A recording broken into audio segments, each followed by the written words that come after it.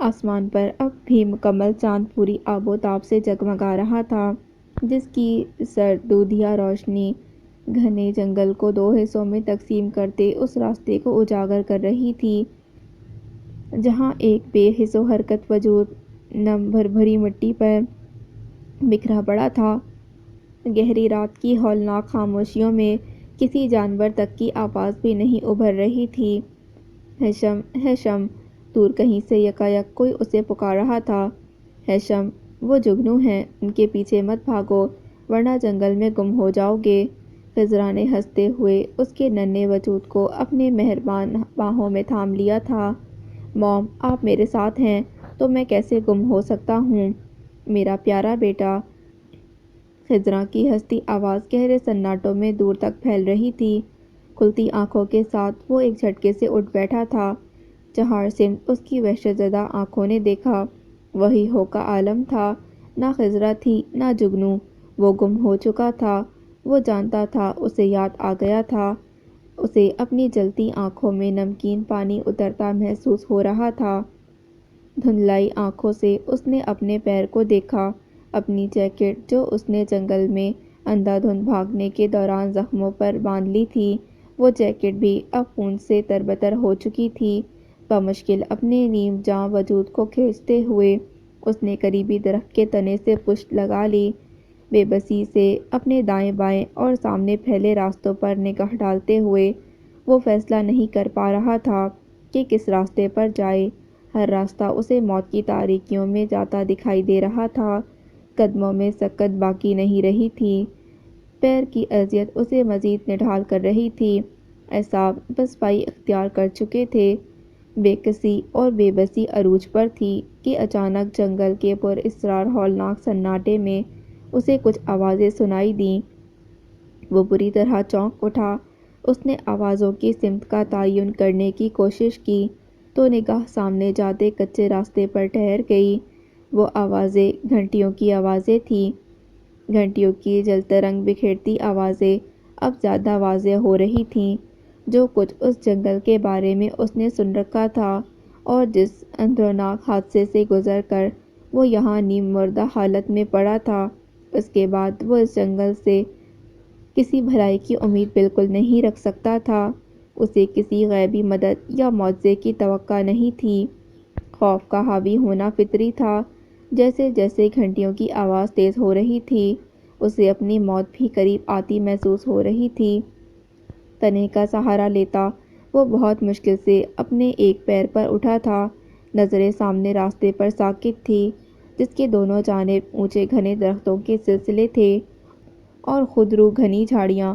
اس کے دل کی بڑھتی دھڑکن یکدم رکنے لگی تھی جب چاند کی تیز روشنی میں اس راستے کے موڑ پر کچھ سامنے آتا دکھائی دیا۔ روشن مشعل اٹھائے اس لہیم شہیم شخص کے پیچھے کچھ اور لوگ بھی تھے۔ وہ لوگ ایک دلہن کی طرح سجی پالکی کو اپنے کندھوں پر اٹھائے ہوئے تھے۔ ان کے علاوہ پالکی کے ساتھ ساتھ چاروں اطراف مشعل اٹھائے ہوئے وہ چار افراد نیزوں اور تیر کمانوں سے لیس تھے۔ گھنٹیوں کی آوازیں پالکی پر سجی ان سنہری جھالروں کی حرکت کرنے سے پیدا ہو رہی تھیں جو اصل میں گھنگروؤں سے لیس تھیں۔ گہرے سناٹے میں گھنگروؤں کی یہ آوازیں دور دور تک پھیل رہی تھیں۔ سب سے پہلے آگے چلتے مشعل بردار شخص کی نگاہیں اس پر پڑی تھیں جو درخت سے ٹکا بالکل ساکت تھا۔ اس شخص نے ہاتھ اٹھا کر خبردار کرنے والے انداز میں ایک آواز لگائی، جس کے ساتھ ہی سب اپنی جگہ تھم گئے تھے۔ پالکی کے محافظ چوکس ہو گئے، جبکہ وہ لہیم شہیم شخص ہیشم پر نگاہ رکھ کے پالکی کے ریشمی پردے کے قریب گیا تھا۔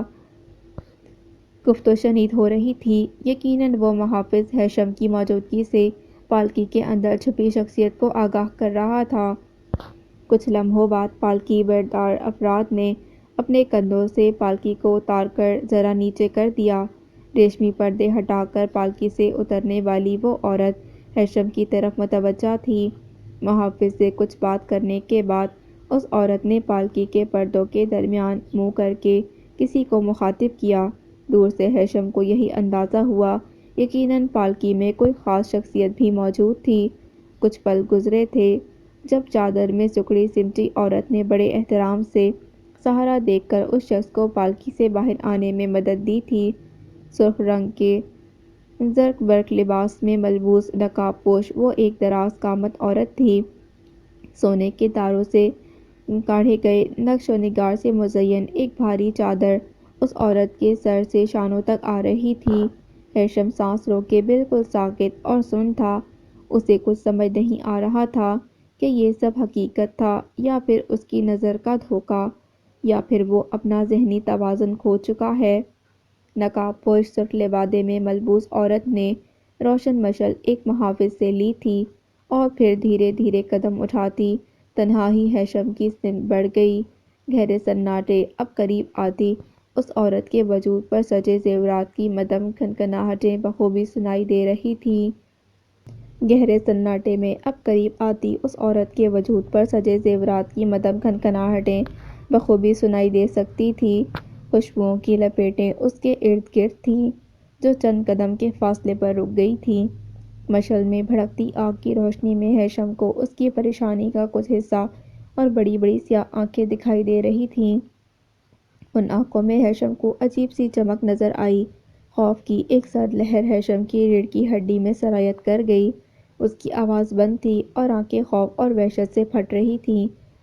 مشعل اٹھائے کھڑی وہ عورت ایک ٹک ہیثم کی آنکھوں میں دیکھ رہی تھی۔ اس کے عقب میں پالکی کے پاس کھڑے لوگ بھی شاید ہیثم کی طرح نہیں جانتے تھے کہ جانے اب کیا ہونے والا ہے۔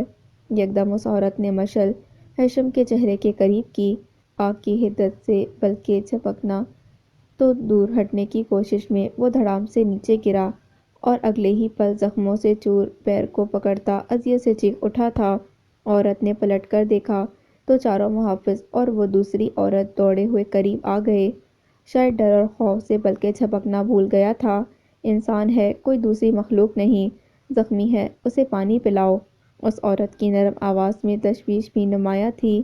ایک محافظ نے اذیت سے دورے ہوتے ہیثم کو سہارا دے کر بٹھایا اور پھر ایک ٹھنڈا لبالب پانی سے بھرا آب پھوڑا اس کے سوکھے ہونٹوں سے لگا دیا۔ جانے کتنی بار اس آب پھوڑا اس کے لیے بھرا گیا، تب کہیں جا کر اس کی پیاس بجھی۔ ایک راحت، ایک اطمینان ہیثم کو ضرور ہو گیا کہ وہ انسانوں کے درمیان ہے جو اس کے لیے خطرناک نہیں ہیں۔ نقاب پوش عورت کے حکم پر اس کے پیر سے لپٹی خون میں تر جیکٹ ہٹائی گئی۔ زخم گہرے لگتے ہیں، خون اب بھی بہہ رہا ہے، کوئی دوسرا کپڑا اس کے زخموں پر لپیٹ دو، جلدی کرو۔ شدید نقاہت کے درمیان ہیثم اس عورت کی مہربان آواز سن سکتا تھا۔ محافظ ایک کپڑا اس کے زخموں پر باندھ رہا تھا کہ تبھی جنگل گھوڑوں کے ٹاپوں سے گونج اٹھا۔ اس عورت کے ساتھ ساتھ سبھی لوگ دائیں جانب متوجہ ہوئے۔ ہیثم نے دیکھا سارے محافظ فوراً ہی اپنے تیر کمان اور نیزے سنبھالے آگے بڑھ کر راستے میں کھڑے ہو گئے، بلکہ یہ کہنا مناسب ہوگا کہ ان گھڑ سواروں کا راستہ روک گئے۔ وہ چار گھڑ سوار لمبی لمبی بندوقوں سے لیس تھے۔ ان کے ارادے قطعاً نیک نہیں لگتے تھے۔ بہرحال راستہ روک کے کھڑے محافظوں سے کچھ فاصلے پر وہ گھڑ سوار رک گئے تھے۔ ایک گھڑ سوار جس کے سر پر تنکوں والا ہیٹ تھا اور دائیں ایبرو پر ایک زخم کا واضح نشان تھا، اپنے گھوڑے کی باگیں کھینچ کر اسے قابو میں رکھتا ذرا آگے آیا تھا۔ اس کی تمسخرانہ نظریں راستہ روک کے کھڑے محافظوں پر تھیں۔ یوں تو اس جنگل میں تم سب ہتھیاروں سے لیس ہونے کے باوجود چوہے کی طرح دبکے دبکے اپنی رانی صاحبہ کے پیچھے پھرتے ہو، مگر میرے سامنے آتے ہی سب کے سب سامنے ڈٹ جاتے ہو، یہ جانتے ہوئے بھی کہ میں کیا اس جنگل کا کوئی پرندہ تک تمہاری رانی صاحبہ کے آگے پر نہیں مار سکتا۔ بھارتی کرکھ لہجے میں بولتے شخص نے ایک پل کو رک کر نقاب پوش نازک اندام کو دیکھا تھا، کیونکہ اس جنگل میں سبھی ان کے جلووں سے پناہ مانگتے ہیں۔ بات مکمل کرتا وہ طنزیہ انداز میں ہنستا اپنے ساتھیوں کی طرف متوجہ ہوا جو بالکل سنجیدہ تھے۔ خجل سا ہو کر اس نے ہیٹ سر سے اتارا، تبھی کچھ جارحانہ انداز میں نقاب میں رخ چھپائی وہ عورت اپنے محافظوں کے درمیان سے نکلتی اس گھڑ سوار کے سامنے تن کر کھڑی ہو گئی تھی۔ تم سے کتنی بار کہا ہے کہ میرے محافظوں کی تضحیک مت کیا کرو، یہ صرف میرے وفادار ہیں، وہی کرتے ہیں جو میں کہتی ہوں۔ یہ تمہیں دبکے ہوئے دکھائی دیتے ہیں، لیکن مجھ تک آتے خطرے کو اپنی جان پر لینے کے لیے یہی سینہ سپر کرتے ہیں۔ اس عورت کا لہجہ سخت ناگوار تھا۔ یہ سب آپ کے وفادار ہیں تو غدار ہم بھی نہیں رانی صاحبہ، ہم بھی پشتوں سے آپ کے جانثار رہے ہیں۔ اس بار وہ سنجیدگی سے بولتا ہیڈ اپنے سر پر ٹکائے گھوڑے سے اترا تھا۔ ایک نگاہ اس نے درخت کے ساتھ نڈھال بیٹھے ہیشم پر ڈالی تھی۔ رانی صاحبہ، آپ چاہے اطمینان سے گھاس پھوس چنیے، یہ میرے ساتھ جائے گا۔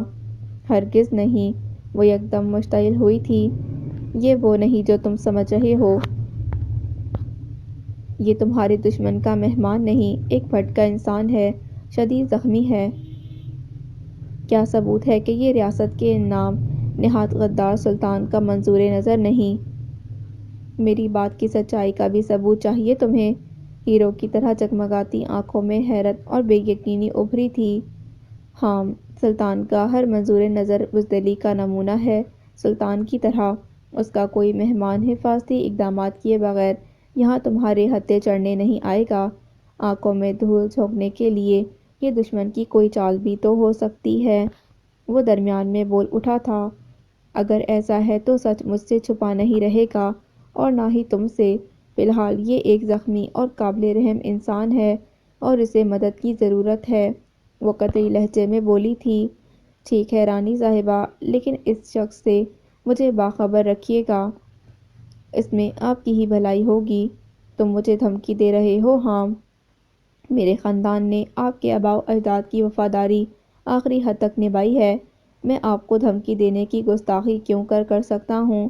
باقی ہوں غدار نہیں، گمبھیر لہجے میں بولتے حام نے اپنی بندوق اس کی سمت بڑھائی، جو کہ کچھ الجھتے ہوئے اس نے اپنے مرمری ہاتھوں میں تھام لی، اور پھر حام کی نظروں کے تعاقب میں اس جانب دیکھا جہاں اس کی خاص خدمتگار سہیلی ہمراز غمگسار کیسیا نیم غشی کی حالت میں ٹھٹھرتے ہیشم کے گرد گرم چادر لپیٹ رہی تھی۔ حام کے قدم اسی جانب بڑھ گئے تھے۔ اس شخص کو احتیاط سے اٹھاؤ، ہمیں جلد از جلد محل پہنچنا ہے۔ حام کے بدلتے تیوروں سے وہ محتاط صورت سے محافظوں کو حکم دے گئی، جس پر عمل درآمد کے لیے محافظ فوراً ہیشم کی طرف دوڑے۔ دوسری جانب ہیشم کے پاس سے اٹھتی کیسیا اپنی سمت آتے حام کو دیکھ کر دھک سے رہ گئی۔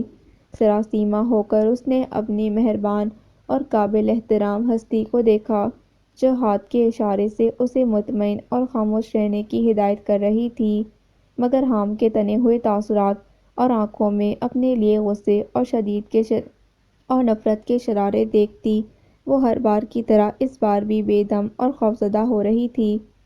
وہ دوبارہ اس کی جانب نگاہ نہیں اٹھا سکتی تھی، جو شعلہ بار نظروں سے اسے گھورتا بالکل قریب آ رکا تھا۔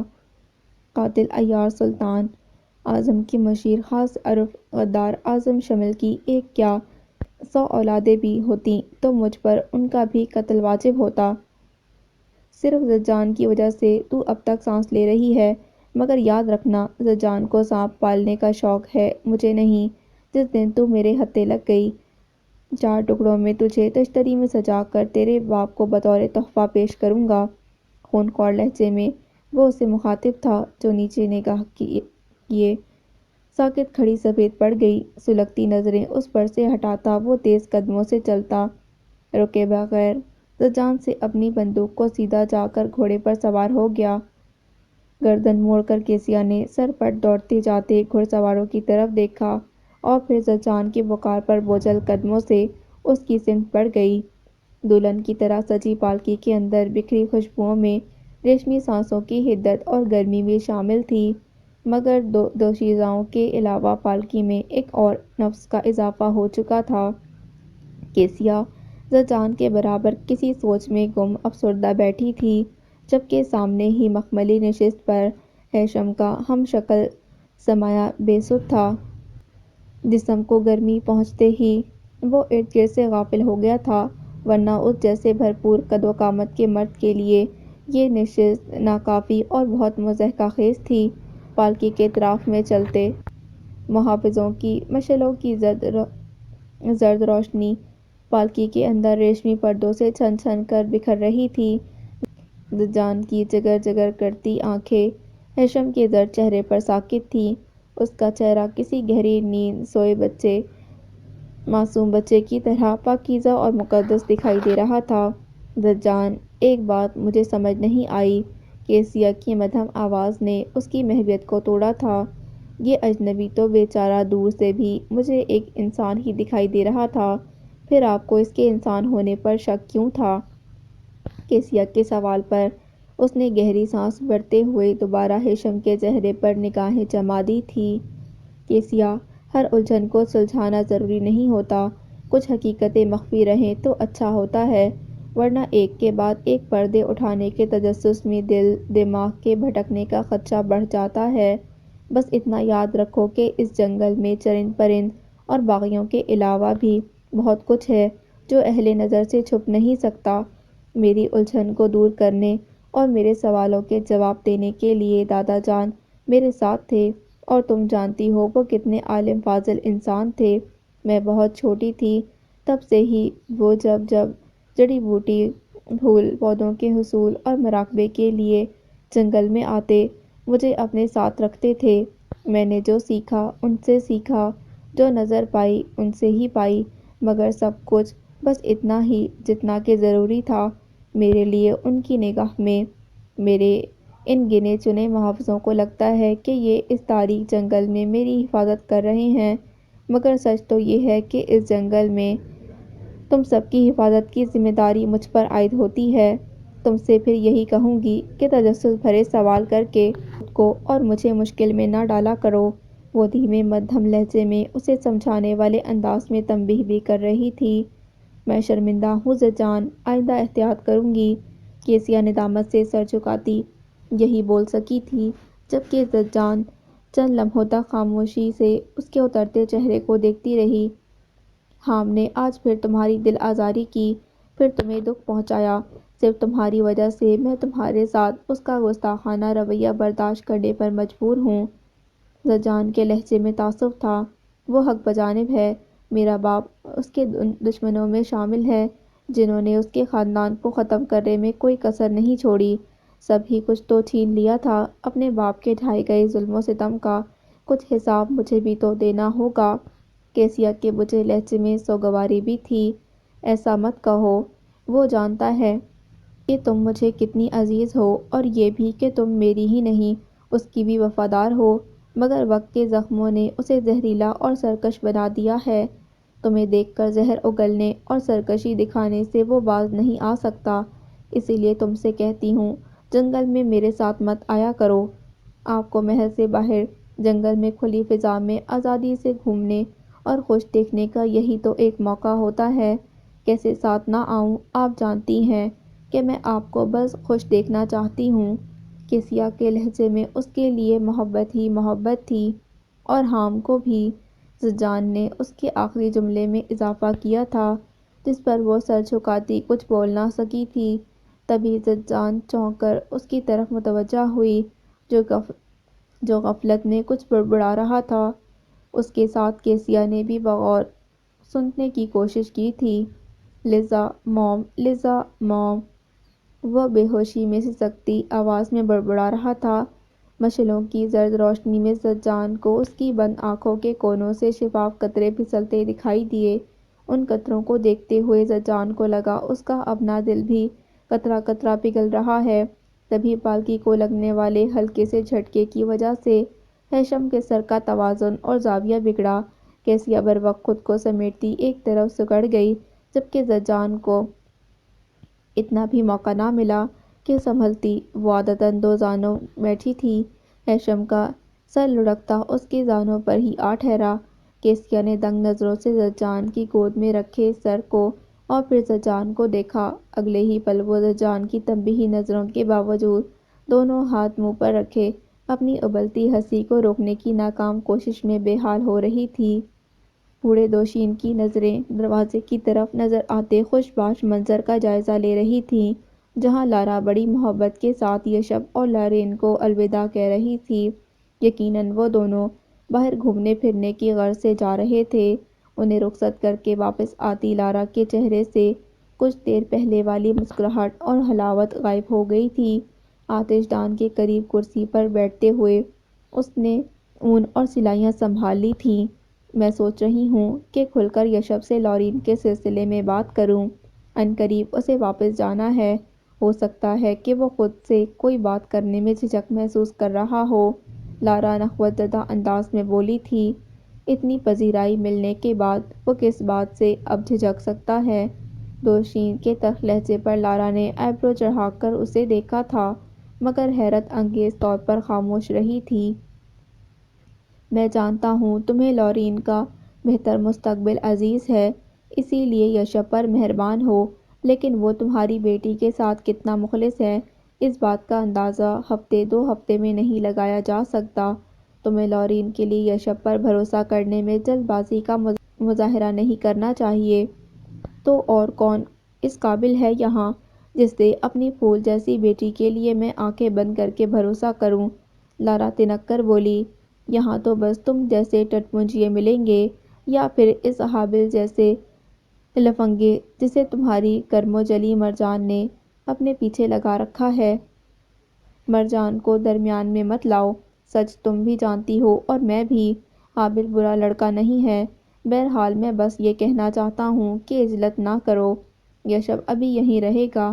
اس نے مجھے بتایا ہے کہ کچھ اور وقت وہ ان پہاڑوں پر گزارنا چاہتا ہے۔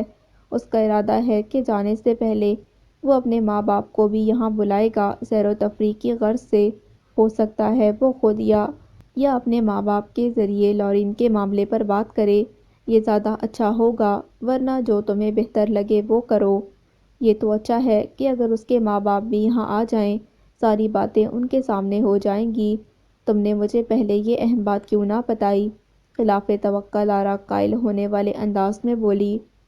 قصبے کے چھوٹے سے بازار میں خاصی چہل پہل ہو رہی تھی۔ اس رونق میں یشب کے مضبوط بازو میں اپنی باہ حمائل کیے لورین آس پاس سے گزرتے لوگوں کی پراشتیاق نظریں محسوس کرتی تفاخر سے گردن اکڑائے یشب کی طرف متوجہ ہوئی۔ کیا تمہیں بھی یہ احساس ہے کہ ہم دونوں ساتھ چلتے کتنے اچھے لگ رہے ہیں؟ لورین نے بڑی لگاوٹ سے اسے دیکھا۔ میرے لیے تو یہ بڑا اعزاز ہے کہ اتنے پیارے دل کی مالک لڑکی میرے ساتھ ہے، اور اس سے بھی بڑا اعزاز یہ ہے کہ یہ اتنی پیاری لڑکی میری دوست ہے، میری محسن ہے۔ یشب کا سادہ لب و لہجہ اسے کچھ بدمزہ کر گیا تھا۔ تمہیں تو تعریف کرنی بھی نہیں آتی، حالانکہ میں نے ویسے ہی ڈریس پہنا ہے جو تم نے مجھے گفٹ کیا تھا، مگر تمہیں تو شاید یاد بھی نہیں۔ ارے کیوں نہیں، مجھے بالکل یاد ہے۔ آخر میں تمہاری کون کون سی بات کی تعریف کروں؟ تمہاری خوبصورتی کی تعریف کرنا اور سورج کو چراغ دکھانا ایک برابر ہے۔ یشب کے مسکراتے لہجے پر وہ بے ساختہ ہنسی، مگر اگلے ہی پل وہ چونک اٹھی جب خطرناک تیوروں کے ساتھ حابل راستہ روک گیا۔ اچھا، تو مجھ پر لعنت بھیج کر اب تم اس کے ہاتھ میں ہاتھ ڈالے گھوم رہی ہو؟ تم جیسی بے وفا لڑکی کو تو پہاڑ سے نیچے پھینک دینا چاہیے۔ اپنی ماں کے مشورے پر چل کر تم بہت پچھتاؤ گی، یاد رکھنا۔ حابل خونخوار نظروں سے ان دونوں کو ہی گھورتا غرایا تھا۔ اپنی اوقات میں رہو سمجھے، لورین نے غصے سے اسے تنبیہ کی۔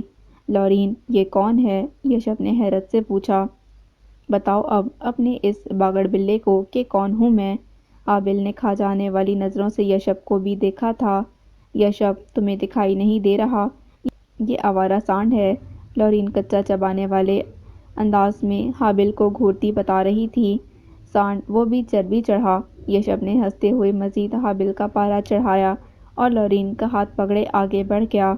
بہت مشکل سے ضبط کیے حابل دیر تک غصے میں دانت پیستا وہیں کھڑا رہا، اور کر بھی کیا سکتا تھا؟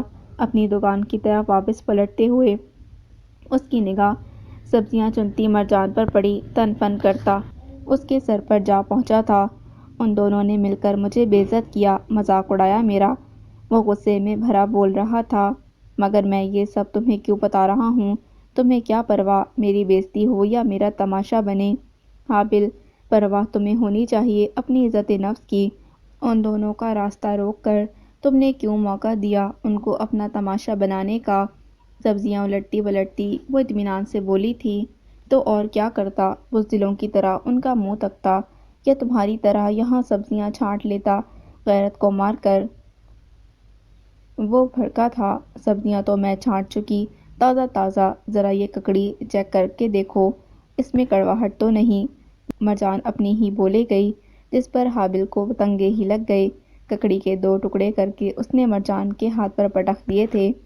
اس بے حس ناگن کی طرح تم بھی مجھے انسان نہ سمجھنا، مگر تم تو حجام ہو۔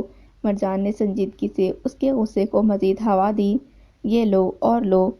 تب کر حابل نے بے درک ککڑیاں بے دردی سے توڑ توڑ کر اسے تھما دیں۔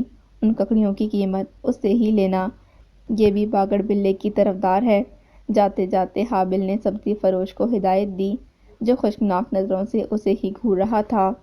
حابل، میری کسی نصیحت پر غور کرنے کی زحمت تو کبھی ہوتی ہی نہیں تم سے۔ بلا وجہ کی تکرار کرنے کے لیے میں مل جاتی ہوں تمہیں۔ اب یہاں کیا ثابت کرنے کے لیے الجھ رہے ہو؟ ناگواری سے بولتی مرجان نے ایک نگاہ اس پر بھی ڈالی، جو حابل کے عقب میں آ کر رکا تھا۔ یہ ثابت کرنا چاہتا ہوں کہ میں بہت کچھ اختیار میں ہونے کے باوجود تم نے مجھے ہوا میں لٹکایا ہوا ہے۔ میرے اختیار میں ہوتا تو اسی وقت دوڑیں لگوا دیتی تمہاری۔ تو کوئی کسر باقی رکھی ہے تم نے؟ لگا تو دیا میرے پیچھے اس دیوہیکل شتر مرغ کو۔ جنگل سے قصبے کے آخری کونے تک دوڑیں لگوا دی تھی اس نے۔ حابل کلس کر بولا تھا، اب اس کا انڈا لے کر بھاگو گے تو اس نے تو چھوڑنا تھا تمہیں۔ تو اور کیا کرتا؟ بدحواسی میں اس کے تیور دیکھے تھے تم نے، انڈا پھینک کر اور سر پر پیر رکھ کر بھاگتے۔ یہ اب یاد آ رہا ہے مشورہ۔ پہلے یہ بتاؤ، وہ انڈا چرا کر میرے ہاتھ پر رکھا کس نے تھا؟ میں نے ہی رکھا تھا، لیچڑ آدمی، مگر ٹوکری میں چھپا کر۔ اسے ٹوکری سے نکال کر ہوا میں اچھال اچھال کر شتر مرغ کو لگوا لیا پیچھے، اور تانے مجھے دیتے ہو۔ اور کچھ چھوڑا بھی کیا ہے میرے پاس؟ تمہاری بہن نے سب کچھ تو لگا دیا اس پر، لیکن اسے کیا چھوڑوں گا تو تمہیں بھی نہیں میں۔ اس جنم میں تو میں لورین کا ہو چکا، مگر اگلے جنم میں تمہیں میں کسی کا ہونے نہیں دوں گا۔ حابل آپ اس سے باہر ہوتا اس وقت گڑبڑا گیا، جب مرجان جارحانہ انداز میں اس کی سمت بڑھی تھی۔ دیکھو، جو بولنا ہے فاصلہ رکھ کر بولو، ہاتھا پائی نہیں۔ حابل بوکھلا اٹھا تھا۔ اس سے پہلے کہ وہ دوڑ لگاتا، مرجان نے اس کا گریبان دبوچ کر روکتے ہوئے اس کی جیب سے جھانکتے نوٹ نکال لیے تھے۔ اگلے جنم میں آ رہے ہو نا، یہ روپے تبھی واپس لے لینا۔ 2 نوٹ الگ کر کے باقی اس نے واپس حابل کی جیب میں رکھے، اور 2 نوٹ لے کر سبزی فروش کو تھما دیے۔ سبزی کا تھیلا سنبھالتی وہ پلٹی تو حابل اور یشب کو ایک دوسرے کے مقابل پایا۔ شرم کرو، کیسے مرد ہو تم؟ بھرے بازار میں ایک لڑکی سے تلخ کلامی کرتے ہو۔ یشب بے حد ناگواری سے بولا، شرم تم کرو، میری محبوبہ کو میری ہی آنکھوں کے سامنے کندھے سے لگائے سیر سپاٹے کرتے ہو۔ بتاؤں گا تمہیں اچھی طرح، چربی چڑھا سانڈ کیا کچھ کر سکتا ہے۔ پہلی اور آخری بار کہتا ہوں، لورین سے دور رہنا، ورنہ… حابل، تم جاؤ یہاں سے۔ مرجان کے سنجیدہ لہجے پر وہ یشب کو پرے ہٹاتا آگے بڑھ گیا تھا۔ حابل کی پشت سے نگاہ ہٹاتا وہ مرجان کی سمت بڑھا۔ مجھے یقین نہیں آ رہا، تم نے شتر مرغ کا انڈا چرایا؟ یشب کے حیران انداز پر ایک پل کو مرجان کے چہرے پر شرمندگی پھیلی تھی۔ ہاں، وہ میری غلطی تھی۔ حابل کی ماں کو کوئی دوا تیار کرنے کے لیے وہ انڈا چاہیے تھا۔ ان کے اصرار پر میں انکار نہیں کر سکی تھی، لیکن پھر میں نے ہی شتر مرغ کو اس کے انڈے سمیت واپس جنگل تک پہنچایا تھا، ورنہ حابل کا حشر خراب ہو جاتا دوڑ دوڑ کر۔ وجہ بتا کر وہ ایک پل کے لیے چپ ہوئی تھی۔ تمہیں لورین اور حابل کے درمیان نہیں بولنا چاہیے تھا۔ مجھے ذرا بھی ان دونوں کے تعلق کی نوعیت کا اندازہ ہو جاتا تو ایسی غلطی ہرگز نہیں کرتا، لیکن اس وقت میرا بولنا میری نظر میں غلط نہیں تھا۔ مجھے بالکل اچھا نہیں لگا اس کا تم سے یوں سرعام بحث اور تکرار کرنا۔ وہ صاف گوئی سے بولا، تم یہاں اجنبی ہو، تمہیں اپنی حد یاد رکھنا چاہیے۔ یہ میرا علاقہ ہے، میرے لوگ ہیں، ہم آپس میں بحث کریں، تکرار کریں، تمہیں مداخلت نہیں کرنا چاہیے۔ مرجان کے کہنے پر وہ بس خاموشی سے اسے دیکھتا رہا تھا۔ تمہیں لورین کے پاس جانا چاہیے، سرد لہجے میں بولتی وہ اس کے سامنے سے ہٹ گئی، مگر عقب سے ابھرتی اس کی پکار پر رکنا پڑا تھا۔ مجھے امید ہے کہ میری تمام احمقانہ باتوں کو درگزر کرتے ہوئے تم اسے قبول کرو گی۔ جیکٹ کی اندرونی پاکٹ سے مخملی کیس نکالتا وہ کچھ جھجکتے لہجے میں بولا تھا، یہ تحفہ اب تمہاری امانت بن کر میرے پاس ہے، مگر میں یہ نہیں لینا چاہتی۔ مجھے تحفے لینے کی عادت ہے، نہ ہی شوق، لیکن پھر بھی تمہارا شکریہ۔ چاہو تو بخوشی یہ تحفہ لورین کو دے دو۔ مرجان یکب کے مخاطب کرنے پر وہ جاتے جاتے رکی تھی۔ جو چیز تمہاری ہے وہ کسی اور کی دسترس میں کیسے جا سکتی ہے؟ نہ ہی مجھ سے یہ ہیر پھیر ہوگا، لیکن میں آگے یاد رکھوں گا کہ میں یہاں صرف ایک اجنبی ہوں۔ یہاں نہ میں بھروسے کے لائق ہوں، نہ میرے خلوص کی کوئی اہمیت ہو سکتی ہے۔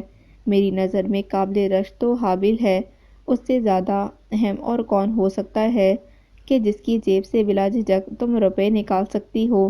میں اب سمجھ گیا ہوں اس فرق کو جو ایک اجنبی اور ایک اپنے کے درمیان یہاں رائج ہے۔ اس کے گہرے سنجیدہ لہجے میں کچھ تھا جسے محسوس کرتی مرجان اس پر سے نگاہ نہیں ہٹا سکی تھی۔ جو بات ختم کرتا بجھے بجھے تاثرات کے ساتھ وہاں سے چلا گیا تھا۔ چاندنی میں نکھری گہری خاموش رات میں پالکی برداروں اور محافظوں کا یہ قافلہ جنگل کے باہر کھیتوں، نہروں، باغوں کو پیچھے چھوڑتا ایک جٹل میدانی علاقے کو عبور کرتا آبادی سے ہٹ کر ایک سرسبز علاقے سے گزر رہا تھا۔ دور کہر میں چھپی جاتی پہاڑیوں کے سلسلے میں سورج کی روشنی میں اپنی سرسبزی اور شادابی نمایاں کرتے تھے۔ جانے کتنا فاصلہ طے کرنے کے بعد دور سے ہی بلند مخروطی محرابیں دکھائی دینے لگی تھیں۔ محل اب زیادہ دور نہیں رہ گیا تھا۔ پرآسائش خوابگاہ میں وہ خوبصورت اور منقش چپرکھٹ کے نرم و ملائم مخملی بستر پر نیند دراز کسی سوچ میں مستغرق تھی۔ رخ باباں ریشمی نقاب کی قید و بند سے آزاد دمکتی کرنیں لوٹا رہا تھا، لیکن ہلکی سی سوگواری اس کے خیرہ کن نقوش میں ضرور گھلی ہوئی تھی۔ اسے کیسیا کی آمد کا بھی پتہ نہیں چلا، جو مسیری کے اطراف میں جھلمل کرتی مہین جالیوں کو پھیلا رہی تھی۔ زجان کی گمسم کیفیت اس سے چھپی نہیں تھی۔ کیا سوچ رہی ہیں زجان؟ کیا اس اجنبی کے بارے میں؟ کیسیا کی درست قیاس آرائی پر زجان نے بغور اسے دیکھا تھا۔ کچھ دیر یہاں بیٹھ کیسیا، زجان کے کہنے پر وہ متعجب سی مسہری پر بیٹھی تھی۔ ایک بات تو بتا، تجھے حام سے محبت کب ہوئی؟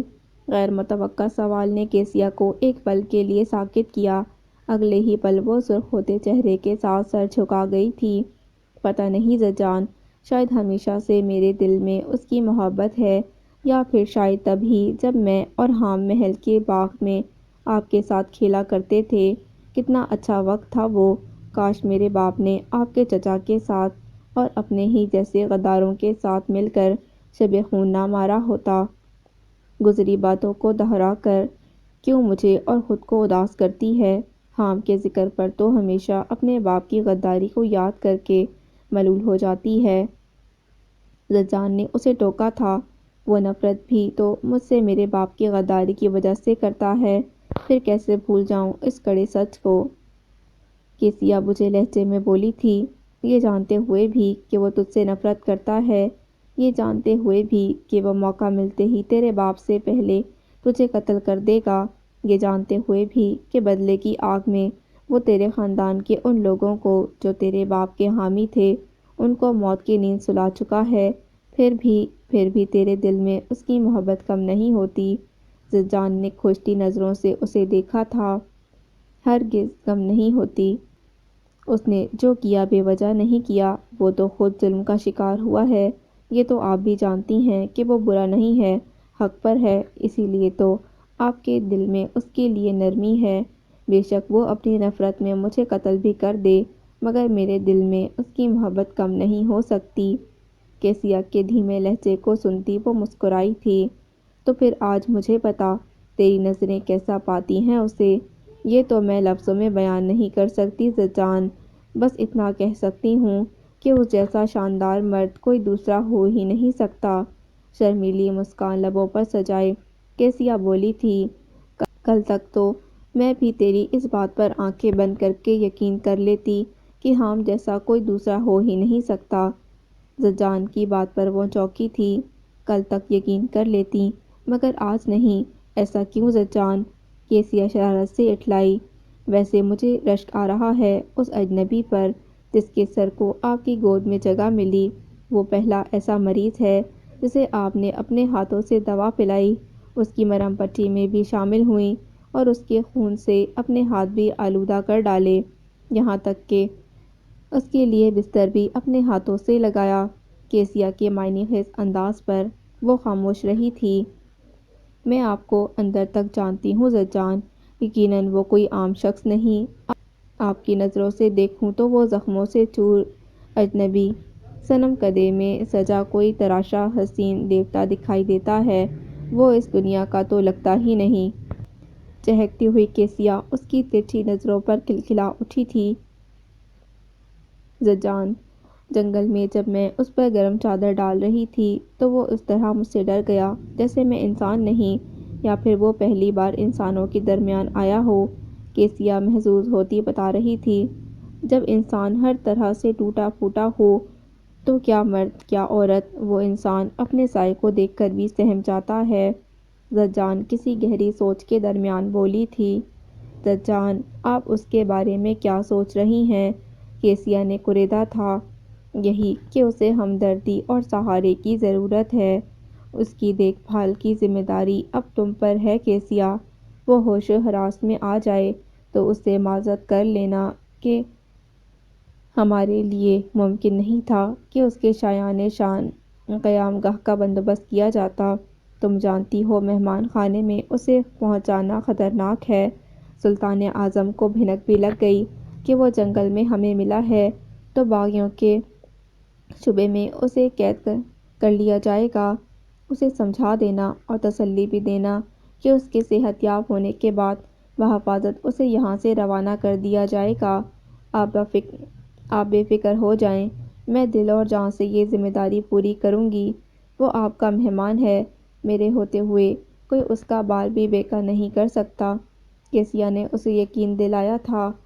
اب آپ آرام کریں، کل صبح ہی میں تیار دواؤں کو ڈبوں میں بند کر کے اپنی نگرانی میں خادم خاص کے حوالے کروا دوں گی۔ ہاں، یہ کام وقت پر مکمل نہ ہوتا تو محل کی عیاشیوں کا سلسلہ رک جائے اور میری سانسوں کا بھی۔ زجان ایک ٹھنڈی آہ بھرتی، شاید خود سے مخاطب تھی۔ کیسیا بس تعصب سے اسے دیکھ کر رہ گئی۔ کافی دیر تک وہ سونے کی کوشش میں کروٹیں بدلتی رہی، مگر پھول کی پتیوں جیسے ملائم ریشمی بستر پر جیسے کانٹے اگ گئے تھے۔ تھک کر وہ اٹھ بیٹھی۔ خوابگاہ دیواروں پر سجی مشلوں سے روشن تھی۔ تاریکی اسے پسند نہیں تھی، مگر ہر دم روشن رہنے والی خوابگاہ کی یہ روشنی آج اسے بری محسوس ہو رہی تھی۔ کچھ سوچنے کے بعد وہ حجاب میں خود کو چھپاتی خوابگاہ سے باہر نکل آئی۔ اس کے سامنے ایک وسیع و عریض اونچی اور منقش چھت کا ہال پھیلا تھا۔ ہال کے دوسرے سرے پر کیسیا کی خوابگاہ تھی۔ دائیں جانب سنگ مرمر کا ہی ایک طویل و عریض چبوترا تھا، جہاں ایک قطار سے رکھی الماریوں میں ارکیات، پیڑ پودوں کے خشک حصے، جڑی بوٹیوں سے بھرے مرتبانوں اور ڈبوں کی بھرمار تھی۔ ہال کا یہ حصہ کسی حکیم کا مکتب دکھائی دیتا تھا۔ یہاں خادمائیں زجان کی ہدایت کی روشنی میں جڑی بوٹیوں وغیرہ کو کوٹنے پیسنے کے بعد مطلوبہ دوائیں تیار کرتی تھیں۔ بائیں جانب سفید ریشمی پردے چھت سے فرش تک لٹک رہے تھے۔ ان پردوں کے دوسری جانب آہنی جالیوں کی ایک طویل دیوار تھی، اور اس آہنی دیوار کی دوسری جانب وہ محو خواب تھا جو یقیناً بے خبر تھا کہ قدرت اسے ایک خاص مقصد کے تحت یہاں لائی ہے۔ دھیرے دھیرے لہراتے پردوں کو دیکھتے ہوئے اس کے ذہن کے پردے پر اس اجنبی کی شبیہ ابھری تھی، خوف و ہراس میں ڈوبے، لامبی گھنی سنہری پلکوں تلے پھٹی نیلی آنکھیں، پریشان بکھرے سنہری بال۔ پہلی نگاہ میں ہی اس کا سرخ و سفید چہرہ زجان کو بہت مانوس لگا تھا، مگر یہ بھی سچ تھا کہ کوئی بھی اسے دیکھ کر بآسانی اندازہ لگا سکتا تھا کہ وہ اجنبی ہے، یہاں بسنے والوں سے اس کا کوئی تعلق نہیں۔ تبھی وہ گھنٹی کی جل-ترنگ پر چونکی۔ یہ مدھم جل-ترنگ اس کی دھڑکنوں کو روک گئی تھی۔ یہ جل-ترنگ نوید سنا رہی تھی کہ یقیناً اس بار کوئی خوش کن خفیہ پیغام اس کے لیے آ پہنچا ہے۔ دل پر ہاتھ رکھے وہ ساکت نظروں سے کیسیا کی خوابگاہ کی جانب دیکھتی رہی۔ انتظار کے بھاری لمحے اسے بے دم کرنے لگے تھے کہ تبھی حواس باختہ کیسیا اپنی خوابگاہ سے نکلتی تیر کی طرح اس کے قریب آ گئی۔ ہم نے آپ کے لیے دادا مرشد کا پیغام بھیجا ہے۔ کیسیا کی سانس پھول رہی تھی۔ جلدی بتا کیسیا، ورنہ میرا دم گھٹ جائے گا۔ زجان کے لیے صبر ناممکن ہو گیا۔ دادا مرشد نے حام کی طرف یہ پیغام بھیجا ہے کہ آنے والا آپ کی پناہ میں ہے تو اس کا خاص خیال رکھا جائے۔ آپ کو عنقریب اس کے ساتھ رخصت ہو جانا ہے۔ اور کیا کہا ہے؟ وہ بےتابی سے گویا ہوئی۔ بس اتنا ہی پیغام تھا، لیکن مجھے کچھ سمجھ نہیں آ رہا زجان، آپ کو کس کے ساتھ رخصت ہو کر کہاں جانا ہے؟ کیسیا الجھن اور پریشانی کے درمیان معلق تھی۔ اس پیغام کو بھی پہلے تمام پیغاموں کی طرح بھول جاؤ، کوئی سوال نہ کرو، تم سے کچھ چھپا نہیں رہے گا، بس یہ یاد رکھو۔ زجان کے خطرناک سنجیدہ لب و لہجے پر وہ مرعوب ہوتی کچھ بول نہیں سکی تھی۔ جاؤ، جا کر سو جاؤ۔ اس کے قطعی حکمیہ انداز پر کیسیا سر ہلاتی اپنی خوابگاہ کی طرف بڑھ گئی۔ آنکھیں بند کیے گہری سانسیں بھرتی وہ سرگوشی کی اس فواروں سے اپنی لکودک صحرا جیسی روح کو سیراب ہوتا محسوس کر رہی تھی، جو اس پیغام کے ذریعے اسے ملتی تھی۔ ایک طویل جلتے سلگتے تاریک انتظار کے بعد اس پیغام نے اس کے اندر کی آواز، اس کے اندازے اور چھٹی حس کی پکاروں کو مستحکم اور سچا ثابت کر دیا تھا۔ دھیرے دھیرے قدم اٹھاتی وہ ریشمی پردوں کی طرف آ گئی اور پردے ہٹا کر سیدھی آہنی جالیوں کے قریب، جن کی دوسری جانب نویز مخملی گرم بستر میں چھپا وہ غافل ہی تھا۔ نیم تاریکی میں اس کے چہرے کو تکتی وہ جالیوں کے قریب ہی گھٹنوں کے بل بیٹھی تھی۔ آخرکار تم آ گئے، تمہیں آنا ہی تھا، تمہیں خبر ہی نہیں، اتنا انتظار شاید کسی نے کسی کا نہ کیا ہوگا جتنا کہ میں نے تمہارا کیا ہے۔ مجھے زندان سے رہائی مل جائے گی اور یہاں بسنے والے بے کس و مجبور لوگوں کو آزادی۔ وہ دل ہی دل میں اس مخاطب تھی، ہیروں جیسی جگر جگر کرتی اس کی آنکھوں سے چند سچے موتیوں جیسے آنسو پھسلے تھے۔ سرخ گاؤن میں لورین غصے میں شعلہ جوالا بنی ادھر سے ادھر چکر لگاتی خود پر ضبط نہیں کر پا رہی تھی۔ آتش دان کے قریب کرسی پر بیٹھے یشب نے لورین سے نگاہ ہٹا کر لارا کو دیکھا، جو غصیلی نظروں سے بیٹی کو گھورتی اپنی جگہ سے اٹھی تھی۔ احمق لڑکی، تمہاری عقل میں کوئی بات نہیں سما سکتی۔ لارا اس پر برستی ہوئی وہاں سے چلی گئی۔ تم جانتے ہو یہ سارا چکر اس ڈائن کا چلایا ہوا ہے، وہ فتنہ پرور محبت کے دعوے مجھ سے کرتا ہے اور اشاروں پر اس چڑیل کے چلتا ہے۔ بھڑکتی لورین اس سے مخاطب کچن کی سمت اشارہ کرتی بول رہی تھی، جہاں ظاہر ہے مرجان تھی۔ اس کا اس گھر میں واحد ٹھکانہ کچن اور اس سے منسلک مختصر سا اسٹور تھا، جہاں اتنی جگہ تو تھی کہ وہ محو استراحت ہو سکتی۔ اسی کے مشورے پر وہ میرے مقابلے میں جانے کس سڑی ہوئی لڑکی کو لا کر اس کی باہوں میں لیے گھوم رہا تھا تاکہ مجھے جلا سکے۔ یشب نے خوشمگی نظروں سے اسے دیکھا تھا۔ جلتی ہے میری جوتی، لورین نے پیر پٹخے تھے۔ ہاں وہ تو نظر آ رہا ہے، یشب مسکرایا تھا۔ جب تمہیں حابل نے اس کی محبت سے سروکار ہی نہیں تو چھوڑ دو اسے اس کے حال پر، وہ کسی بھی لڑکی کے ساتھ گھومے، تمہیں تو جان چھوٹ جانے پر خوش ہونا چاہیے۔ خوش؟ میں تو اس کا خون پی جاؤں، اس کی ہمت کیسے ہوئی مجھے جلانے کی؟ لورین بھڑکی تھی۔ تم کیا چاہتی ہو؟ کیا وہ تمہارے ٹھکرانے کے باوجود تمہارے پیچھے آتا رہے، تمہاری محبت کا دم بھرتا رہے؟ یشب نے پوچھا تھا۔ تم ہمدرد میرے ہو اور طرفداری اس گھٹیا انسان کی کر رہے ہو؟ لورین نے شدید ناگواری سے اسے دیکھا تھا۔ میں صرف تمہارا طرفدار اور ہمدرد ہوں لورین، میرا مشورہ ہے کہ تم ایک بار سنجیدگی سے اپنے اور حابل کے بارے میں سوچو۔ اس کنگال آدمی کے بارے میں سوچ کر مجھے کیا حاصل ہونا ہے؟ ویسے بھی میری سوچ کا محور کوئی تم جیسی خوبصورت شخصیت والا ہو سکتا ہے، حابل جیسا نہیں۔ وہ نخوت سے سر جھٹکتی بولی تھی، اس انسان سے زیادہ خوبصورت کون ہو سکتا ہے جس کے دل میں تمہاری محبت ہو، اور اس محبت کی زیر اثر تو تم بھی ہو لورین، اسی لیے تو تمہیں اس کا کسی دوسری عورت کے قریب ہونا برداشت نہیں ہو رہا۔ یشب گہری سنجیدگی سے بولتا بغور اس کے بدلتے تاثرات دیکھ رہا تھا۔ جواباً کچھ کہنے کے لیے لورین نے لب کھولے، لیکن پھر جانے کیا سوچ کر چپ رہتی تیز قدموں سے اپنے کمرے کی طرف بڑھ گئی۔ زیر لب مسکراتا وہ بھی کرسی سے اٹھ گیا تھا۔ گرم بستر میں سمانے سے پہلے وہ کھڑکی کے گلاس ہٹا کر باہر کا جائزہ لیتا دم بہت تھا۔ کل ساری رات شدید برف باری ہوتی رہی تھی، مگر آج رات آسمان چاند ستاروں کی جھلملاہٹوں سے بہت روشن اور اجلا اجلا تھا۔ ہر سمت پھیلی سفید برف میں لاتعداد ہیرے موتی چمکتے نظر آ رہے تھے۔ زمین اور آسمان سے سفید پر نور روشنیاں پھوٹ رہی تھی۔ بڑی انوکھی جادو بھری سفید رات تھی جو ان پہاڑوں میں ہی مل سکتی تھی۔ یخ بستہ سرد ہوا کا ہلکا سا جھونکا چہرے سے ٹکراتا اسے جھرجھری لینے پر مجبور کر گیا تھا۔ تب ہی وہ چونک اٹھا۔ سفید براق لبادے میں وہ اس سفید رات اور دمکتی سفید برف کا ہی ایک خوبصورت حصہ نظر آ رہی تھی۔ حسب معمول روشن لالٹین اور بندوق اس کے ہاتھ میں تھی۔ ایک پل کو کچھ سوچ کر وہ اونی ٹوپی کانوں تک کھینچتا گلاس ونڈو سے ہی باہر کو کود گیا تھا، اس تجسس میں کہ وہ کلہاڑی اور موٹر کے بغیر جنگل کی سمت کیوں جا رہی ہے۔ بھاپ اڑاتی سانسوں اور برف میں دھنسے پیروں کے ساتھ وہ اس سے ذرا فاصلے پر رک کر تعاقب میں تھا۔ جھاڑیوں اور جھیل کا وہ درمیانی راستہ بھی طے ہو گیا جہاں یشب برف کے طوفان میں حادثے کا شکار ہوا تھا۔ حالانکہ یہ راستہ اس روشن رات میں بھی خوفناک ہی تھا، مگر مرجان کی بے خوابی قابل رشک تھی۔ مجال ہے جو اس نے احتیاطاً بھی پیچھے پلٹ کر دیکھا ہو۔ جنگل کی شروعات ہی تھی جہاں پہلی بار اچانک ہی اسے اپنے پیچھے کسی کی موجودگی کا احساس ہوا۔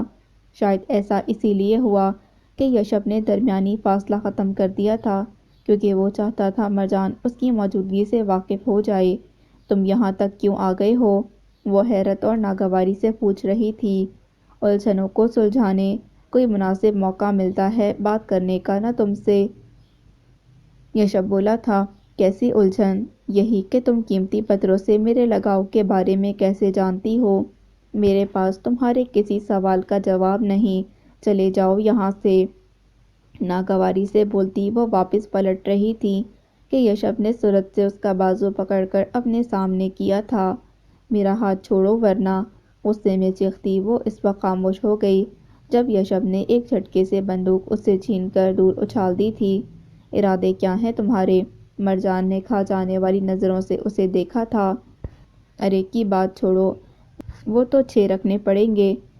آخر فرشتہ آدمی ہوں، فرشتہ بھی، وہ جو تمہاری اس ارد پتھریلی راجدھانی میں جلا وطنی کاٹ رہا ہے۔ بس مجھے میرے سوال کا جواب دو۔ ارادے کی بات چھوڑو، وہ تو اچھے رکھنے پڑیں گے۔ آخر فرشتہ آدمی ہوں، فرشتہ بھی، وہ جو تمہاری اس سرد پتھریلی راجدھانی میں جلا وطنی کاٹ رہا ہے۔ بس مجھے میرے سوال کا جواب دے دو، خود ہی ہاتھ چھوڑ دوں گا۔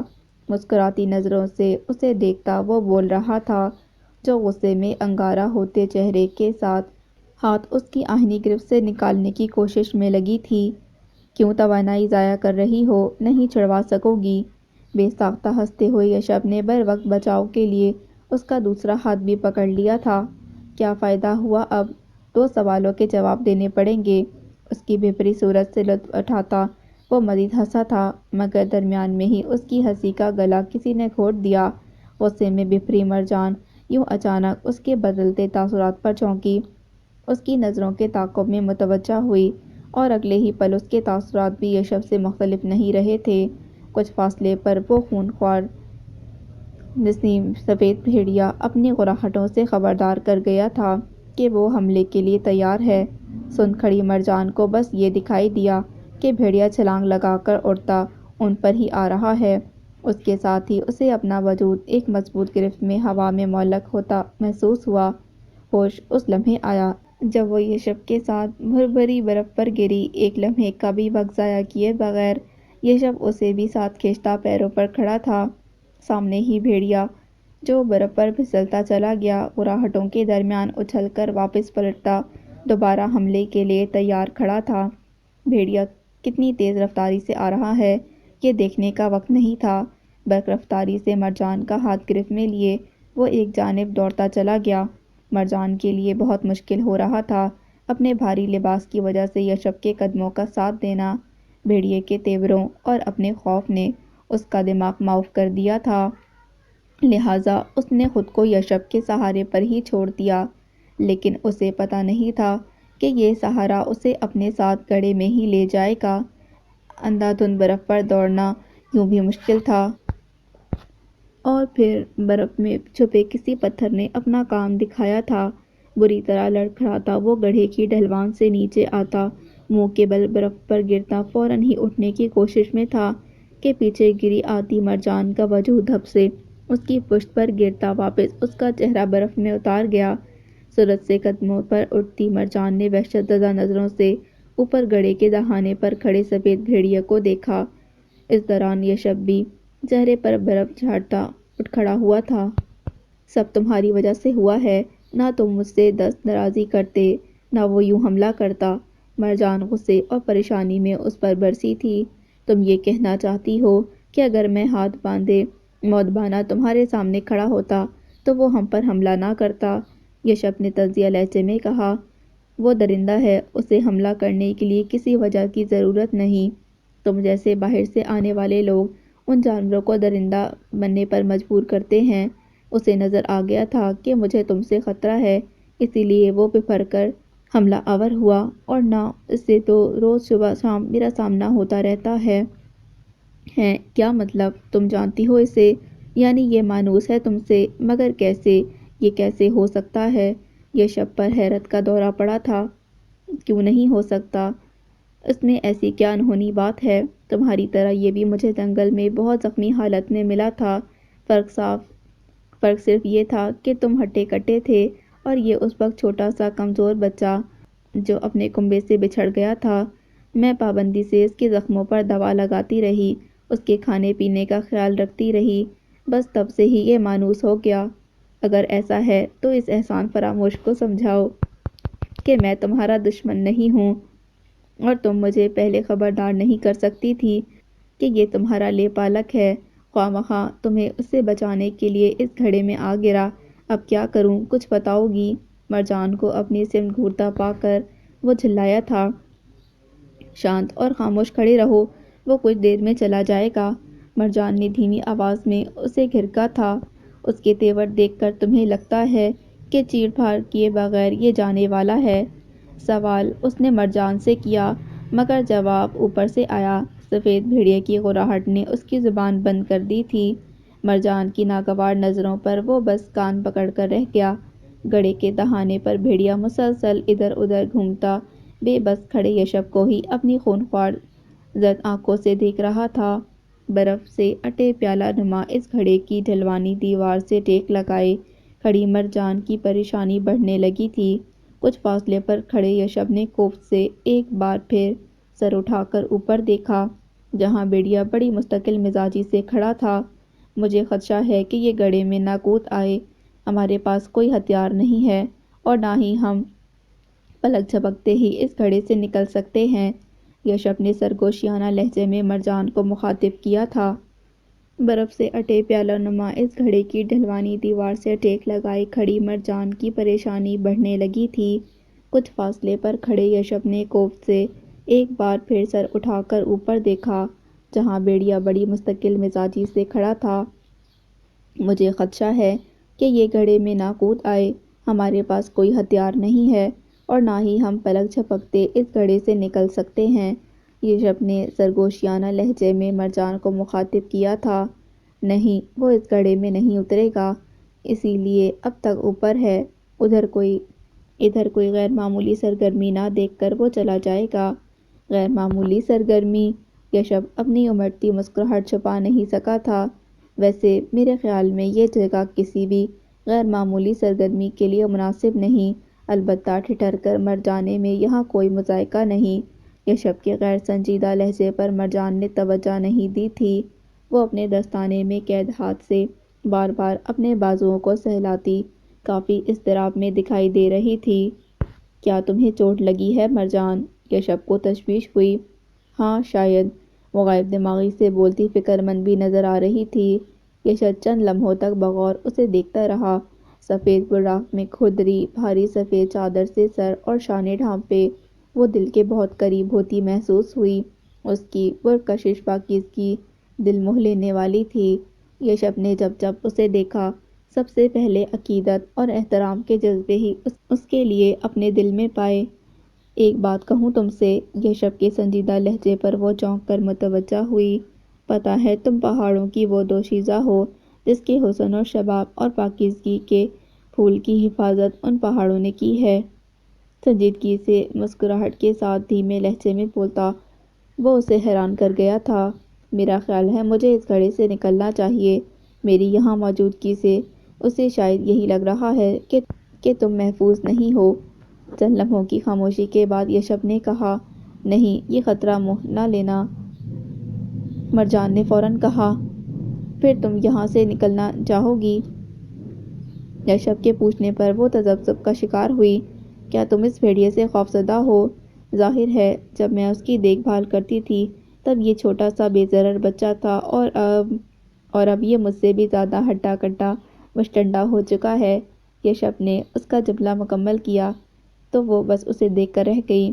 دیکھو کچھ نہ کچھ ایسا کرنا پڑے گا جس سے اس تمہارے پہرے دار کو یقین ہو جائے کہ میں تمہارا دوست ہوں۔ مجھ سے تمہیں کوئی خطرہ نہیں، میں کوشش کرتا ہوں اور تم نے چپ چاپ میرا ساتھ دینا ہے۔ مرجان کو تاکید کرتے ہوئے اس نے اپنے ہاتھوں کو لہرانا شروع کر دیا اور پھر بھی لہرانے لگا۔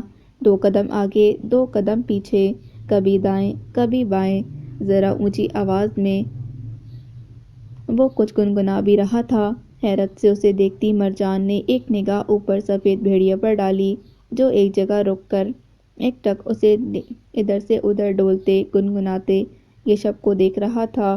کچھ دیر تک یوں ہی سر بکھیرتے رقص میں محو رہتے وہ بڑے محتاط انداز میں بازو ہوا میں لہراتا مرجان کی طرف بڑھا اور اس کے ہاتھ تھام لیے۔ اس کے ہاتھوں کے ساتھ اپنے ہاتھوں کو لہراتا وہ دھیرے دھیرے اسے بھربھری برف پر مرے گھڑے کے وسط میں لے آیا۔ اس دوران مرجان کسی ڈمی کی طرح اس کے ہاتھوں کی گرفت میں ڈولتے اپنے ہاتھوں کو ہونک کی طرح دیکھتی رہی۔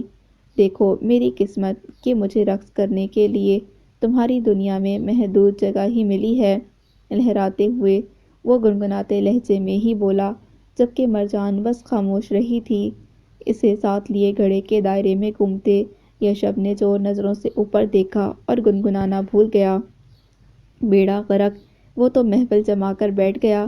یشب کے کڑھنے پر مرجان نے بھی سفید بھیڑیے کو دیکھا جو اب اطمینان سے بیٹھ کر برف کے سفید چمکتے ہوئے پیالے میں جاری رقص کو بڑے غور سے دیکھ رہا تھا۔ ویسے یہ سفید بھیڑیا اتنا شوقین مزاج کب سے ہے، کچھ یاد ہے؟ یشب نے شرارتی نظروں سے اس کے ناگوار تاثرات دیکھے تھے۔ مجھے کیا، نہ میں نے اسے پیدا کیا ہے نہ پرورش کی ہے۔ مرجان کے دھیمے مگر خونخوار لہجے پر اس کا قہقہ بلند ہوا تھا۔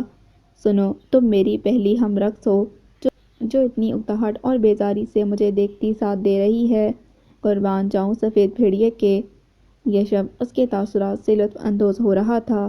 مجھ سے نہیں ہوگی اور یہ بے ہودگی، اس سے تو اچھا ہے میں گھڑے سے باہر نکل جاؤں، وہ جھنجھلائے انداز میں بولی تھی۔ کیوں میری ریاضت پر پانی پھیر رہی ہو؟ کچھ دیر اور برداشت کر لو۔ دیکھو سفید بھیڑیے کا موڈ خوشگوار ہو چکا ہے اور وہ کافی پسندیدہ نظروں سے اب مجھے اور ہمارے رقص کو دیکھ رہا ہے۔ یہ اچھا شگون ہے۔ تم تو رہو گی، ہو سکتا ہے میں بھی یہاں سے زندہ نکل جاؤں۔ اس کے ہاتھوں میں ہاتھ ڈالے وہ التجا کر رہا تھا جبکہ مرجان خود کو کافی بے بس محسوس کرتی حد سے زیادہ بیزاری میں مبتلا تھی۔ اس کی خاموشی کو غنیمت جان کر یشب نے اس کا ایک ہاتھ اپنے شانے پر رکھا۔ مرجان نے بس خونخوار نظروں سے اسے دیکھا جب وہ اس کی پشت کے گرد بازو حائل کرتا قریب ہوا تھا۔ مجھے امید ہے تم میری آواز کو برداشت کرنے کا تھوڑا اور حوصلہ رکھو گی۔ یشب کی مسکراہٹ پر وہ ضبط کی حدوں پر تھی۔ مہربان سے حلقے میں دھیرے دھیرے لہراتے مرجان کی سماعتوں میں اس کی گمبھیر آواز اترتی جا رہی تھی۔ کس روشن قلمرو درخشاں سوچ کے کسی حلقے میں فطرت نے وہ نمونہ ڈھونڈا جس کے مطابق اس نے وہ نفیس خیرہ کن تصور کھینچا جو کچھ اس نے آسمان پر تشکیل دیا اسے ہم اس زمین پر کہاں دیکھیں؟ کیا چشموں میں مقیم جل پری، کیا کنجوں میں ملنے والی بن دیوی، ایسے سیاہ گیسو کبھی آندھی میں لہرائے؟ ایسی خوبیوں سے کون دل آشنا ہے؟ اگرچہ اس کی سب سے بڑی خوبی میری موت کے ساتھ معمور ہے، وہ بیکار میں ملکوتی حسن تلاش کرتا ہے، وہ جس نے کبھی اس کی کامل آنکھوں کو نہیں دیکھا، نور افشاں آنکھوں کو، وہ نہیں جانتا کہ محبت کیسے اعجاب اور انکار کرتی ہے، وہ صرف اسے جانتا ہے جسے معلوم ہے کہ وہ کتنی خوبصورت سے ہنسی بائیں کرتی اور سانس لیتی ہے۔ یشب کا ہرا لہجہ سفید رات میں بڑے سے پیالہ نما گڑھے کی برف میں جگمگاتے ہیرے موتیوں کے درمیان جذب ہوتا گمبھیر خاموشی میں کھو گیا تھا۔ حرکت کرتے قدم ساکت ہو گئے تھے مگر والہانہ حلقہ قائم رہا۔ مرجان کا ہاتھ اس کے شانے پر ٹھہرا ہوا تھا، اس کی ساکت گہرے سمندروں سی آنکھوں اور حسن دل آرا کی سادگی تمام الوہیت کو فراموش کرنے کے لیے کافی تھی۔ چہرہ اس کی سمت اٹھائے ساکت کھڑی مرجان نے ایک نگاہ پر نور سفید رات میں دمکتے آسمان کے تھال پر سجے روشن چاند اور لاتعداد ستاروں کے جھرمٹوں کو دیکھا اور پھر دوبارہ اپنی جانب تکتے خاموش یشب کی آنکھوں کو۔ جذباتی اس سنہری آنکھوں سے نگاہ چرانا اتنا آسان تو نہیں تھا لیکن پھر بھی وہ اس کے شانے سے ہاتھ ہٹاتی کسی سحر کو توڑ گئی تھی۔ دہانے پر اطمینان سے بیٹھا سفید بھیڑیا بھی جیسے کسی سحر سے آزاد ہوتا چونک کر مرجان کو دیکھنے لگا تھا جو گڑھے کے ڈھلانے سرے کی طرف جا رہی تھی۔ چند لمحوں تک اسے دیکھتے رہنے کے بعد یشب نے بھی اس کی تقلید کی تھی۔ ڈھلانی راستے اوپر چڑھتے ہوئے یشب نے سہارا دینے کے لیے اس کا ہاتھ تھام رکھا تھا جس پر اس نے کوئی اعتراض نہ کیا۔ کچھ لمحے، کچھ ساعتیں بہت نازک اور حساس ہوتی ہیں، ان کو بس خاموشی سے محسوس کرتے ہوئے گزرنے دینا چاہیے۔ ان دونوں کو گڑھے سے باہر نکلتا دیکھ کر سفید بھیڑیا بھی ایک جھرجھری لے کر اپنے وجود سے برف جھاڑتا اٹھ کھڑا ہوا تھا مگر اپنی جگہ رکا، بس ان دونوں کو وہاں سے دور جاتا دیکھتا رہا۔ تم اپنا ہتھیار اور لالٹین بھول رہی ہو، خاموشی توڑتے یشب نے 2 قدم آگے چلتی مرجان کو یاد دلایا تھا۔ وہ میں کل آ کر لے جاؤں گی، ابھی چلتے رہو، مرجان نے کہا۔ شکر ہے وہ پیچھے نہیں آیا، اسے سمجھ آ گیا تھا کہ میں تمہارا دشمن نہیں۔ یشب گہری سانس بھر کر بولا، ہاں شاید وہ پہچان گیا کہ تم بیچارے ایک جلاوطن فرشتے ہو۔ گردن موڑ کر ایک نگاہ مرجان نے اسے دیکھا۔ یشب کو اس کی مسکراہٹ بہت اچھی اور خوشگوار لگی تھی۔ باقی راستہ خاموشی سے طے ہوا تھا یہاں تک کہ وہ گھر کے قریب گئے۔ میرا کھڑکی کے راستے ہی گھر میں داخل ہونا مناسب ہے، وہ بولا تھا۔ تم قہوہ پینا پسند کرو گے؟ مرجان کی اس غیر متوقع مہربانی نے اسے حیران کیا تھا۔ ضرور، میں یہ سعادت ضرور حاصل کرنا چاہوں گا۔ مسکراتی نظروں سے اسے دیکھتا وہ کھڑکی کی سمت دوڑ گیا تھا۔ آہنی جالی دار سلاخوں سے پشت ٹکائے وہ اپنے اطراف میں بکھرے دور تک پھیلے باغ میں نگاہیں دوڑا رہا تھا۔ اس بھرے پھلدار لہلہاتے درخت، ترشے ہوئے پیڑ پودوں کی باڑیں، قدم قدر پرجوش رنگ پھولوں کی کنج، شاندار مصنوعی آبشاروں اور فواروں سے مزین یہ باغ قدرتی حسن کا شاہکار تھا۔ رنگ رنگ کی تتلیوں کے اڑتے قافلے، چہچہاتے حسین پرندوں کے غول، بلبلوں کے خوشگن سریلے گیت، کوئلوں کی رس بھری گونجتی کوک، نیلگیوں پانی سے بھرے خوبصورت حوض اور اس جنت نظیر نظارے کو خیرہ کن کرتے گھومتے پھرتے ان گنت مور جو اپنے حسن میں یکتا و یگانہ تھے مگر یہ سب اس کے لیے بے رنگ تھا جو قدرت کے حسین رنگوں سے سجے اس سرسبز لہلہاتے خطے میں کسی ترشے ہوئے مجسمے کی مانند ایستادہ تھا۔ گزرے 3 دن اسے اس باغ وحشت سے بیزار کرتے رہے تھے۔ یہ جاننے کے بعد تو اس کی وحشت اور بے کلی بڑھتی چلی گئی تھی کہ وہ اپنی مرضی سے کبھی اس جگہ سے نہیں نکل سکتا۔ وہ یہاں قید نہ ہوتے ہوئے بھی پابند سلاسل تھا۔ اسے بتایا گیا کہ اب یہاں سے بھیج دیا جائے گا، مگر کب، کس کی مرضی سے، وہ کچھ نہیں جانتا تھا۔ غصے اور بے بسی نے اسے پاگل کر رکھا تھا۔ نہ یہ زمین شناسا تھی، نہ یہ آسمان۔ وہ یہاں سے بھاگ جانا چاہتا تھا، مگر فی الحال پیر کے گہرے زخم نے اسے اس کوشش سے روکا ہوا تھا۔ گہری سانس بھر کر اس نے اوپر اونچی چھت کو دیکھا، جس پر گہرے رنگوں سے بہت دلکش نقش اور نگار ابھارے گئے تھے۔ یہ چھت اس کے عقب میں آئینی سلاخوں میں کھڑی عمارت کی چھت سے منسلک تھی، جو دور تک جاتی سفید مضبوط ستونوں پر کھڑی تھی۔ یکایک اس کی آنکھوں میں دھواں سا بھرنے لگا تھا۔ اپنے جگر کے ٹکڑے، اپنی بیٹی کو وہ جانے کتنے پہاڑوں دریاؤں کے پار چھوڑ آیا تھا۔ منو مٹی تلے پرسکون نیند سوئی، وہ اس کے قدموں کی آہٹ کی منتظر ہوگی۔ اس نے اپنی جلتی آنکھوں کو بند کیا تو اذیت سے چٹختا خضراں کا جھرریوں زدہ چہرہ ابھر آیا۔ اسے اپنا دل پگھلتا ہوا محسوس ہوا۔ آنکھوں کو بے دردی سے رگڑ کر اس نے ایک نئے عزم کے ساتھ یہ سوچنے پر دھیان لگانے کی کوشش کی کہ کس طرح وہ جلد از جلد سرسبز قید سے نجات حاصل کر سکتا ہے۔ کچھ وقت گزرنے کے بعد وہ چونک کر دائیں جانب متوجہ ہوا۔ زرق پر سے لباس میں اپنی شاہانہ چال کے ساتھ قریب آتی اس پری پیکر کو وہ پہچانتا تھا۔ گزرے 3 دن سے وہ اسی کو دن رات دیکھ رہا تھا، اس کی تمام ہدایتوں پر عمل کر رہا تھا، اور صبر بھی، مگر اب اس کے صبر اور ضبط کی حد ہو چکی تھی۔ نہ وہ اس کے روب اور حسن میں آنے والا تھا، نہ اس کی میٹھی باتوں اور ہمدردی کے سامنے ہتھیار ڈالنے والا تھا۔ سچ تو یہ تھا کہ بیزاری کے عروج پر پہنچنا۔ وہ اس کی آواز سنتا تو دور کی بات، اس کی شکل بھی اب نہیں دیکھنا چاہتا تھا۔ سب سے پر ہی رکتے ہوئے کیسیا نے بغور اسے دیکھا تھا، جو اس کی موجودگی سے انجان نظر آنے کی کوشش میں تھا۔ آج نہ تم نے کچھ کھایا ہے، نہ دوا لینے پر تیار ہو، اس طرح تم کیسے صحت یاب ہو کر یہاں سے جا سکو گے؟